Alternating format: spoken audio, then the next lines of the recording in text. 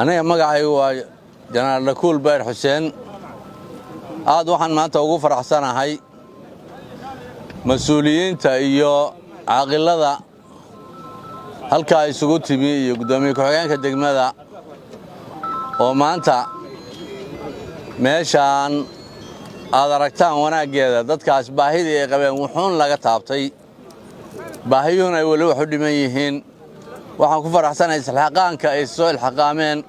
habeenadan oo shirar ugu sii jireen waan la soconay xaaladahooda iyo meesha marinayaan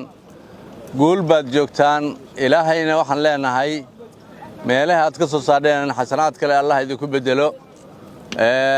waana ku faraxsanahay hadda maanta waa soo bilowdeen maalin horeena waxaan noo yimi wasiirada qayb baan noo yimi oo hawsha iyada iyo ballanqaadiyo soo sameynayay way ka soo dhabayeen way yimaadeen aad baan ugu faraxsanahay waxaan doonaynaa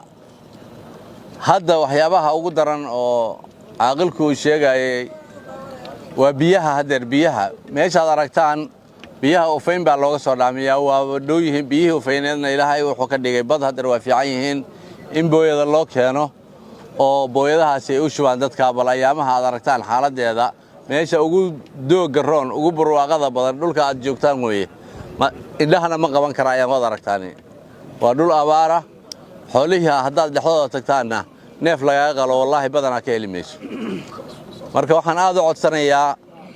in aan tolka iyo dawladduba dadka ay gacan ku qabato oo la socoto indho fiicanna ku eegto assalaamu calaykum waraxmatullaahi wabarakaatu